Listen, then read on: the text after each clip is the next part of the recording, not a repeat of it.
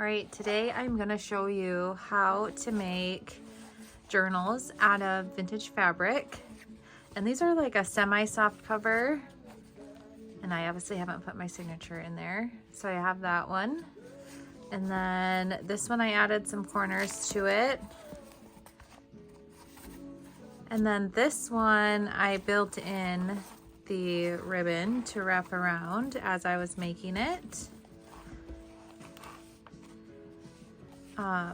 So we are gonna go over how to make these today, and you'll notice that this is a 0.75 inch, this is a 1 inch, and then this one is a 1 inch too. It just looks bigger because the fabric is thicker. So let's start going over that. So I use, in between my two pieces of fabric, I use a extra heavy cardstock. You can get it at Hobby Lobby in different colors. They didn't have any white left, so I got cream today. But you can use basically anything. So you can use a Cheez-It box, a cereal box, anything that has like a little bit of a thicker weight to it. This extra heavy cardstock is actually a little bit thinner than what I would prefer, but I am out of any of my typical boxes that I usually use and recycle. So we're just gonna go with this today. Okay, so I always use my cutting mat and an X-Acto knife and my metal ruler whenever I'm cutting. I do have a cutting board, but I just never use it for some reason. I don't know why. But what I'm gonna do is I'm going to cut my cover and my back first. And so I'm taking 2 pieces of the cardstock, and I leave mine at 8.5 inches across, which is the natural, so you don't have to cut anything. And then I do 6 inches for the width of my journal cover, because then I find that it's a good thickness so that I can fold an 8.5 by 11 piece of paper in half, and then it would still be in there when I'm building my signatures. So I have my front and my back cover, and then with this excess, then I'll cut my spine. So I'm gonna line that right back up, and depending on the width of your spine, you just measure. I typically do a 3/4 inch or an inch. I don't make my journals super big, but you could go as wide as you needed to go along this. I'm just gonna do a 1 inch for this journal today. And I'll actually cut these, like quite a bit of these while I'm doing this, because I tend to make my journals in like an assembly line. And so I'll have all the pieces already cut and ready to go. So this is what I'm going to use for my spine, and I will show you the next step. All right, so I have all of these that are ready to go and be made. The fabric is cut, the cardstock is cut, and they're ready to go, but I'm just gonna go ahead and just make this one. And I'm gonna show you how I lay it up. So you're gonna cut 2 pieces of fabric. It doesn't have to be an exact measurement. I typically just put my page in there and I cut and I leave about 1 inch on the side, and then the extra, just making sure that I have enough space to glue down. This fabric is actually nice because you can see the pattern through it. So you can kind of line up your cardstock where what you want to show on the cover. So I really like this floral there, so I want to show quite a bit of that on the cover. So that's where I'm gonna kind of start laying it out. And then I always glue my cardstock onto the fabric. If you don't, and you just go right to sewing, you're gonna create some like ruching and some bubbles on your cover, and I just don't like that look, but whatever's easiest for you. So I always glue mine down before I move to the sewing machine. And to glue it down, I use the 3-in-1. A lot of people use fabric tack. It's made by the same company. I'm pretty sure it's the same thing, but it dries really fast and it holds pretty good for fabric onto paper. So basically I'm just gonna start with my cover, And you don't need a ton, you just need enough to be able to hold the fabric onto your cardstock. So I usually just do a bead of glue along the edges and then kind of dab it in there. And then I'm gonna flip it over and line it up to where I want it to show on that cover. And then I'm just gonna kind of press it down. Again, this glue dries pretty quickly, so you don't have to sit here and wait forever for it to get pressed. I'm also going to put something over it while it dries and press it down and make sure that is adhered pretty good. So as long as it's not popping up on you, you can just move on to the next step. So the next step is to glue down your spine.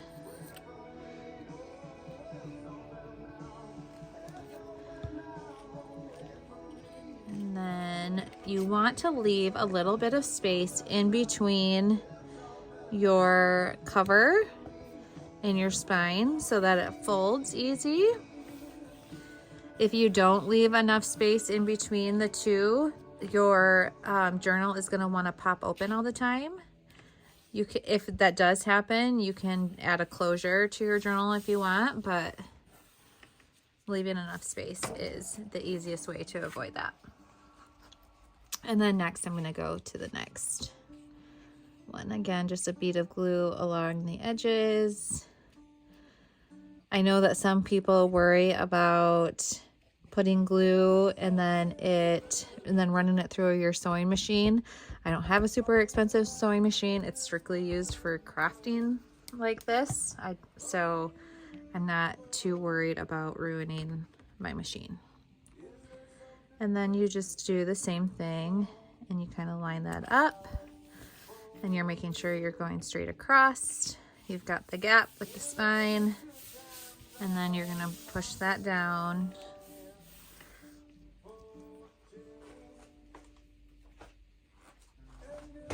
And then I have multiple cutting boards, so I just put a cutting board over the top of it and set something heavy on it. And then usually, because I do so many of them, I'll do another one on top and I'll just keep layering them on top. But for now, we will just let that dry and then we'll move on to sewing. Okay, so now I let the glue dry so you can see that it's on there. I still have all the excess. I'm gonna leave that on and I'm gonna put it in the sewing machine and I'm going to sew all the way around all four sides. To do this part, I'm just gonna do the straight stitch, and then when I do the top part, then I'll do a zigzag. So, reposition this.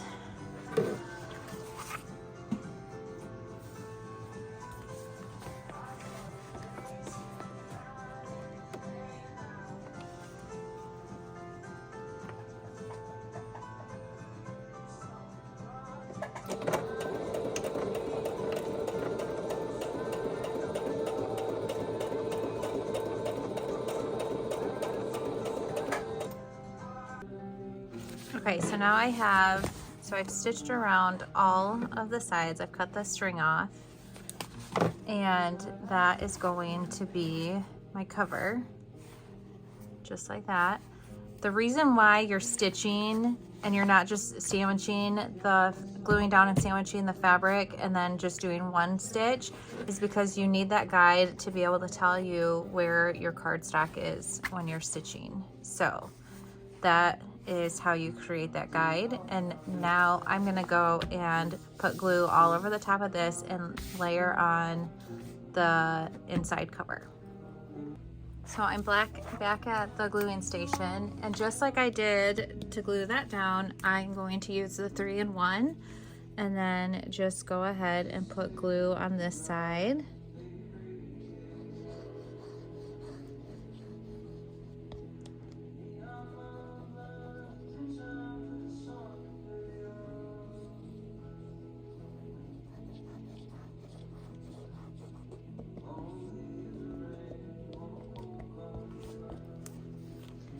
And then I'm going to you can do a different fabric on the inside, you can do the same fabric. I'm doing the same fabric just for a cohesive look, and then I'm going to kind of line it up where I want it. I really like these flowers and that flower. And then I'm gonna go ahead and press down. I am using like all of my vintage fabrics, the ones that you'll find online a la carte in our shop are typically like an upholstery or like a thicker fabric. If it's like a cotton, you have to be a little bit careful about when you're putting the glue on, because you don't want the glue to soak through into your fabric. But because this is such a thick fabric, I didn't really have to worry about that, but just keep that in mind depending on what fabric you're using. All right, so now I'm gonna go ahead and let that dry, and then I'll do the next process for sewing. Okay, so now I have the other side. So this is the sewn side, and then I have this other side that I glued down, and I'm actually going to sew a zigzag stitch, and I'm going to use my original straight stitch as my guide, and I'm just going to zigzag over it and get that all sewn together, and then I'll show you what's next.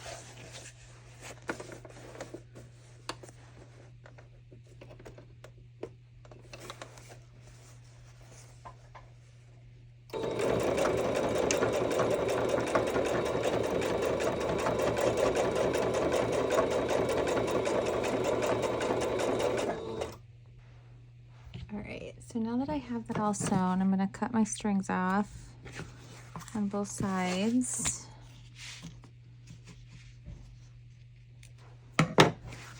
And then, so now you have the guide. And then I go ahead and trim my fabric, and I typically leave about 1/4 inch or less. I get pretty close to the stitch, and then I'm going to fray the fabric because I like kind of a rough edge, and I'll show you what that looks like. So I'm just gonna go ahead and cut along using my seam as a guide.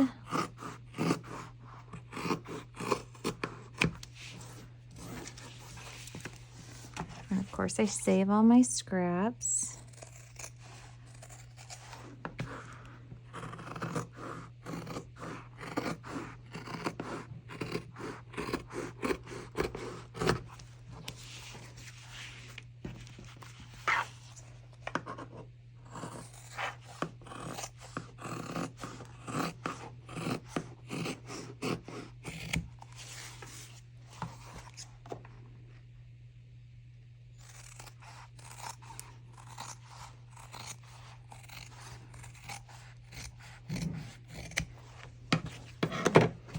All right, and then I'm going to just start pulling thread and fraying the edges, and there is your journal.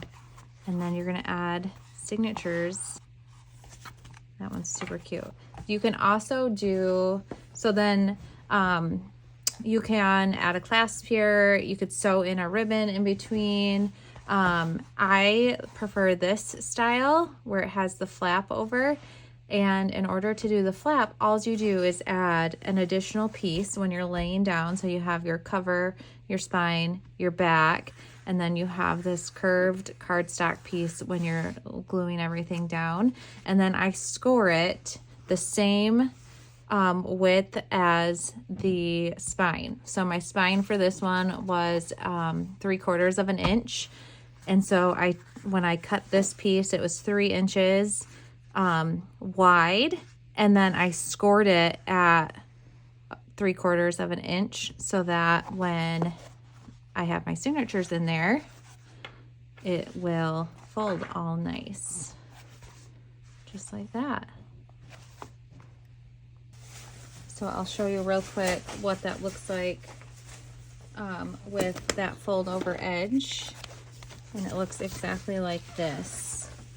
So I added this additional piece. This is 3 inches wide, and then I'm going to score it here at the same width as what my spine is. So this is 3/4, and then I'm going to do the same process, gluing it down, sewing it, and then gluing the other side and sewing it again, and then cutting around the edge. And then depending on the fabric that you're using, fraying the edge to get that kind of fringe look. So that is a quick and easy way to quickly make journal covers.